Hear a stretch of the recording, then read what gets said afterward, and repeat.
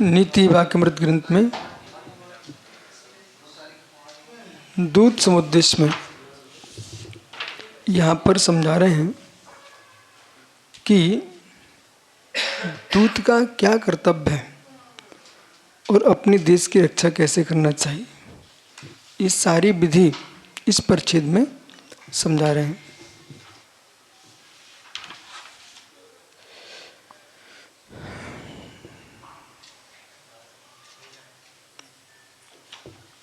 सूत्र नंबर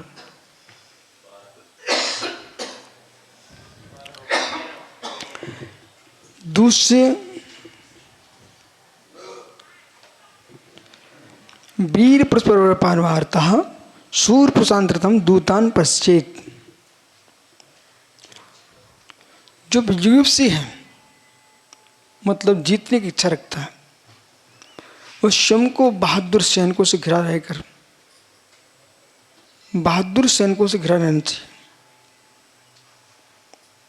शत्रु देश से ऐसा बहुत सारे लोग आते हैं, हमको आपसे एकांत में बात करना है। कोई अपरिचित आदमी है और एकांत में बात करना चाहता है, उससे बात नहीं करना चाहिए। जो वरिष्ठ हैं, श्रेष्ठ जन हैं, गुरुजन हैं, सम्राट हैं, मंत्रीगण हैं,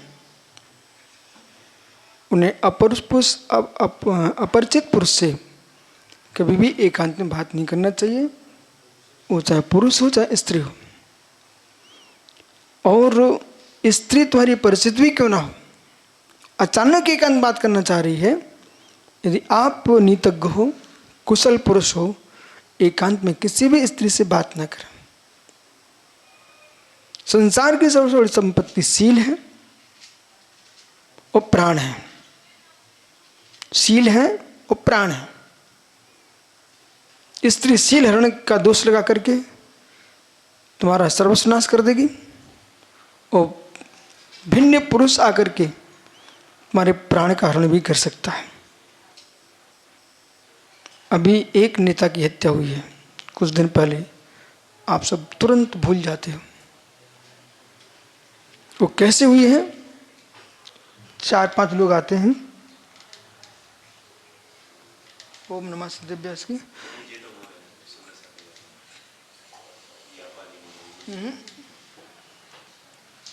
सुनिए सुनिए सुनिए भाई।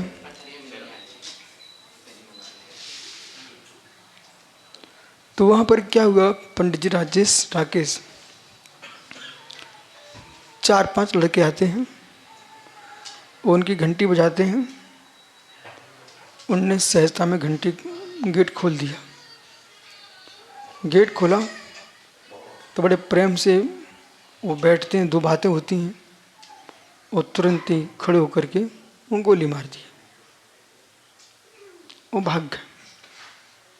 अभी कुछ दिन पूर्व की बात, आपको किसी को पता नहीं है क्या, खत्म कर दिया। इसलिए अभी मेरे पास 2-3 नेताजी आए तो हमसे बोले महाराज जी कुछ उपदेश सलाह। तो मैंने उनसे कहा, आप लोगों से भी कह रहा हूँ, समय देख के काम करना चाहिए। यदि कोई व्यक्ति रात्रि के 12 बजे अचानक तुमको बुलाता है, फोन करता है, घंटी बजाता है, तो गेट नहीं खोलना और अचानक आप अपरिचित आदमी के लिए तुरंत बाहर चले मत जाना।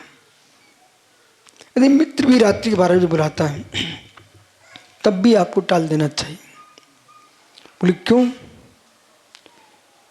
वित्त और स्त्री ये कभी भी किसी को प्रभावित कर सकते हैं। धन देकर के मित्रों के माध्यम से मित्रों की हत्या कराई गई है। स्त्री का राग दिखा करके भी हत्या की गई है। इसलिए सज्जन पुरुषों को, समझदार लोगों, जैसे वर्तमान युग है पीयूष, इसमें चाहे स्त्री दुखी हो चाहे पुरुष दुखी हो, लंबे समय तो मोबाइल पर किसी की बात नहीं करना चाहिए। बोले बात की ना आपने, उसने उसका मोबाइल छीन लिया। वो आजकल मोबाइल में जिससे बात की उसकी बात के नंबर आ जाती है ना, नहीं आ जाती, ऐसा सुना हमने। मुझे पता नहीं, मैंने कभी चलाया नहीं, चलाऊंगा भी नहीं, लेकिन मैं बता रहा हूँ ये सत्य है क्या, सब आ जाता ना। फिर ये पता कर लिया जाता है कि इसने किससे किससे बात की है, ठीक है। ये तब तक तुम्हारा मोबाइल सुरक्षित है जब तक किसी ने विचार नहीं किया इनसे छीनने का। और जिस दिन वो छीन लेगा, पकड़ लेगा, वो दिखाओ ये क्या है तुम्हारे अंदर, सब रहस्य बाहर आ जाएंगे।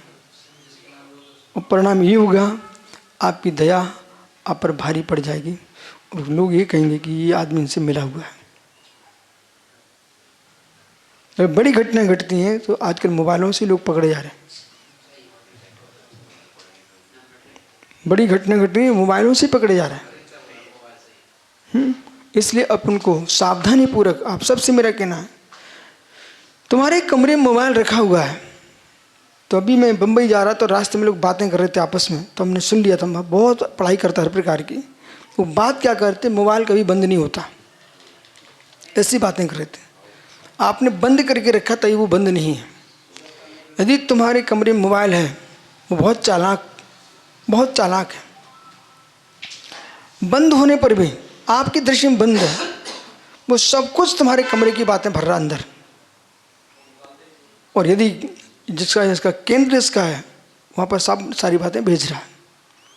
अब केंद्र वाले जो चाहेंगे तो कमरे में बंद मोबाइल रखा था, उस बंद मोबाइल की बातों को वो सब निकाल सकते हैं। वो आपके अंदर की सारी बातें बाहर प्रकट हो सकती हैं। ये कौन कर रहा है, मोबाइल। वो कैसा है, जैसे चालाक पुरुष होते ना, चालाक चतुर भी आंखें बंद कर लेते हैं। तो समकित पगला सोच रहा है सम्यक कि ये तो सो गया, वो तो सो गया। वो सब तुम्हारा देख रहा, तुम क्या कर रहे हो, सब देख रहा है। अथवा आंखें बंद की तो सब सुन रहा है, सारे रहस्य समझ लिए उसने।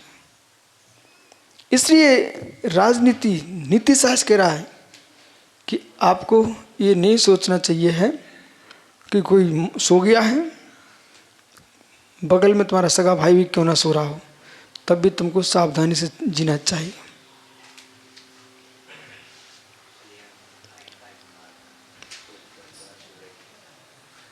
इसलिए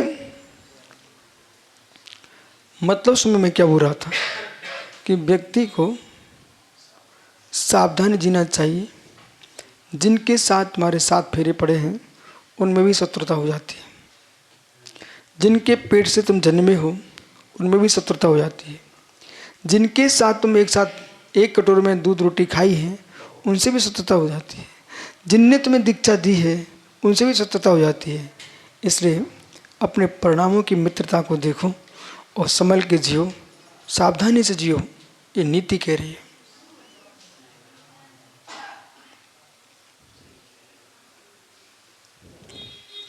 पति ने पत्नी के पेट में छुरा भोंक दिया, ठीक है। अभी घटना आई, पत्नी ने अपने प्रेमी से मिलकर के पति के 2 टुकड़े कर दिए। पंडित जी आपको याद होना चाहिए, भानपुर में, अपने भोपाल भानपुर में मंदिर के बगल के कमरे में एक किसी ने अपने प्रेमी के साथ मिलकर के एक दूसरे प्रेमी की हत्या कर दी थी। उसी की बात कर रहा हूँ मैं। मंदिर के बगल में किचन में भानपुर में। जब अपन वैशाली जा रहे थे चातुर्मास के लिए तो हमारे पास सूचना आ चुकी थी, वो सत्य सूचना थी।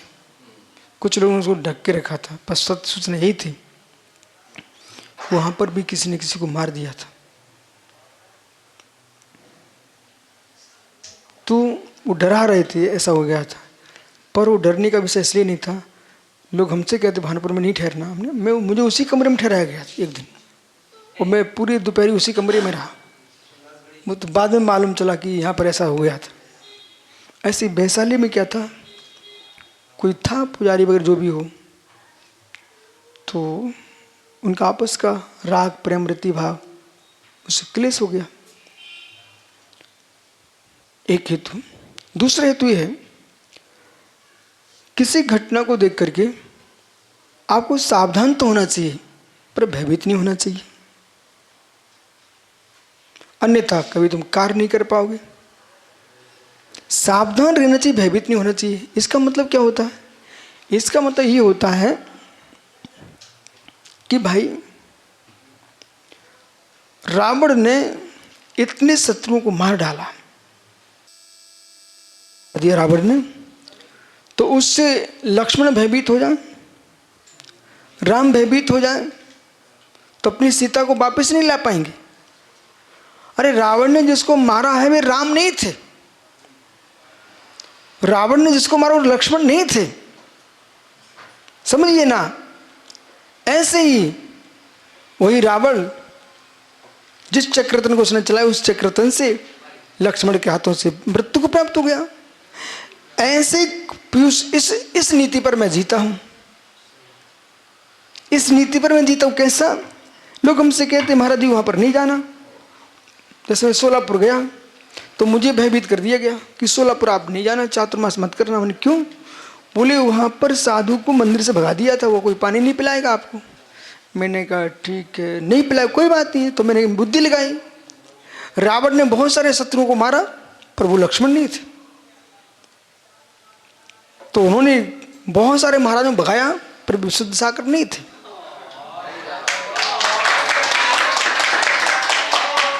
ऐसा निर्णय करके मैं सोलापुर चला गया। जिस मंदिर से हाथ पकड़ के मुराद को बाहर किया था उसी मंदिर में आदिनाथ जिनालय में कितना सुंदर चातुर्मास हुआ, कितनी त्यागी वृत्ति बने और कितनी अच्छी समाज है, मुनि भक्त समाज है वो। अब ये तो दुनिया कहती महाराज को भगा दिया था, ये क्यों नहीं पूछते हो कि कोई कारण क्या था जिसके लिए महाराज को भगाना पड़ा उन्हें। उसी चातुर्मास में मेरे सामने ट्रस्टी बहुत समझदार थे, एक बहुत समझदार मानना पड़ेगा, आंखों से परखते हो। एक ब्रह्मचारी आया, उसी बीच में उन्होंने मेरे सामने सामने भगाया, सामने सामने भगाया। मैंने पूछा भाई क्या है? बोले यहाँ पर खाना बनाने वाली बाई को ये बाजार में घुमाने ले गया ब्रह्मचारी, बाहर का ब्रह्मचारी था। तुरंत ट्रस्टी, इतने दिमाग था उनके पास, तुरंत उन्होंने पकड़ा। बोले भाई साहब यहाँ से जाइए आप। ब्रह्मचारी अचानक बाहर से आया दर्शन के लिए, रुक गया 2 दिन। तो खाना बनाने वाली भाई जो कि उन्होंने यात्रियों को खाना बना लेके रखा था उसको बाजार घुमाने ले गया। अरे तुम किसी दृष्टि से गए क्यों? भले तुम मंदिर क्यों न गए, भाई को लेके क्यों गए? ठीक है, तो अब कहो कि आपको अपनी करतूती को संभालना चाहिए, सबको दोष नहीं देना चाहिए। और जिसे सताया जा रहा है और जिसके द्वारा सताया जा रहा है वहां आपको अनेकांत से विचार करना चाहिए। यदि आप जैन दृष्टि से समझते तो पीयूष भाई हर्षित को कोई सता रहा है तो आपका लक्ष्य क्या होगा? अरे अरुण ने हर्षित को समझाया, अरुण ठीक नहीं कर रहे हैं, अरुण को जेल में डलवा दो। ये आपका गलत सोच है। पहले आप सोचिए, यदि जैन दृष्टि तुम्हारे पास है, अरुण सता रहे हैं ये तो तुमको दिख रहा है, पर वो सताए क्यों, ये क्यों नहीं देख रहे? पता कीजिए इन्हें क्या किया, हर्षित ने क्या किया, वर्तमान का और भूत का। तो फिर आपको चिंतन क्या करना चाहिए? हर्षित की रक्षा करना चाहिए और उनको समझाना चाहिए और दोनों की रक्षा करके उनको दूर कर देना चाहिए। न कि तुम हर्षित के राग में आकर के अरुण के बारे में गलत सोचना शुरू कर दिए। सीता का लोकपात हुआ, ऐसा सोचकर तुम सीता के रागी हो तो आप ऐसा बोलोगे लोगों ने अच्छा नहीं किया, ऐसे बोलोगे ना। पूर्व में हम जाएंगे तो आपको मिलेगा कि भाई इनका इतिहास क्या था। पूर्व पर उस जीव ने एक मुनिराज की अवहेलना की थी, उसका परिणाम ऐसा हो गया। तो चारवान दृष्टि से चिंतन नहीं करना चाहिए, साधवान दृष्टि से चिंतन करना चाहिए। तुम सुनोगे कहां? तो बातें कर लो ना आप, तो उपयोग में उपयोग रखिए ना आप। सम्यक दृष्टि जीव को चार भाग दृष्टि से चिंतन नहीं करना चाहिए, सात भाग दृष्टि से चिंतन करना चाहिए। आपसे कोई सुना रहा हूं, अब सुनिए ध्यान से। सत्यास सागर जी, मुझे डांट दिया, मुझे डांट पड़ती रहती है, इतने संग में शिष्य कोई का नाम नहीं लेते, बस सत्यास सागर ऐसा क्यों कर रहे हो? ये दृष्टि तुम्हारी यदि है तो तुम सात भाग दृष्टि वाले नहीं, तुम चार भाग दृष्टि वाले हो। तुम मात्र वर्तमान देख रहे हो, तुम भूत भी देखो। तुमने ऐसा कोई कर्म किया होगा जिसे तुम ही पकड़े जाते हो। पूछो सम्यक से।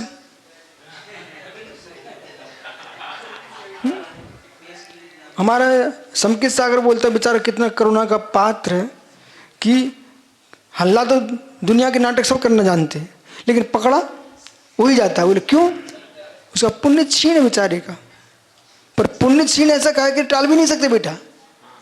पुण्य को बढ़ाया भी जा सकता है, पुण्य को ठीक भी तो कह सकता है। आप तो जैनी हो ना कि नहीं हो? मेरा प्रश्न समकित सागर से, आप जैनी हो कि नहीं? इतना उत्तर दो ना।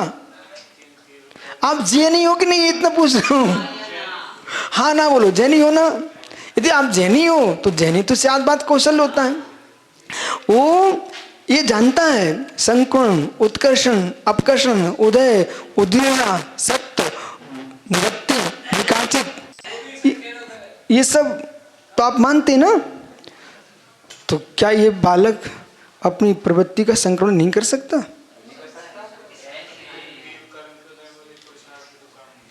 तो फिर उसे स्वीकार करना चाहिए। हमारा तीव्र उदय चल रहा, बुद्धि काम नहीं कर रही। प्रेक्षण पुण्यम विनष्टि विचारणा, प्रेक्षण पुण्यम विनष्टि विचारणा। न श्रूयते न च पूर्वदृष्टा हे मयि कुरंगी तथापि रामा रघुनंदनस्य विनाश काले विपरीत बुद्धि। ओह, पुनः सुनिए आप।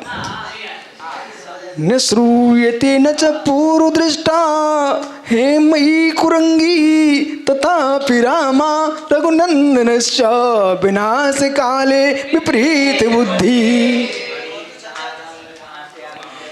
गीत का, अरे भाई, न श्रूयते, न कभी सुना गया, न दृश्यते, न देखा गया, हे मयि कुरंगी, श्रुणमयी मृग कहीं होता है क्या?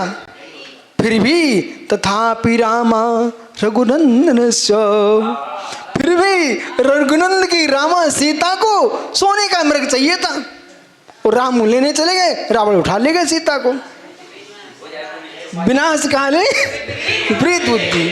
तो विचित्र आत्मा ऐसा है। जब जब मैंने सोचा यार सम्यक भी बच्चा है, इसको भी थोड़ा अच्छा बोलना चाहिए।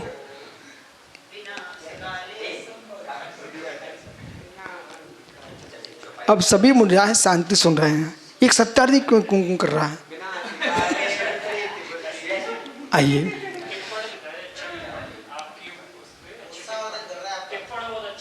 अच्छा, तो आपको समझ में आ गया सबको?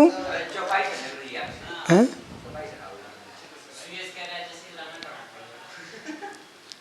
हम बहुत अच्छे से रामायण पढ़ना जानते हैं बेटा।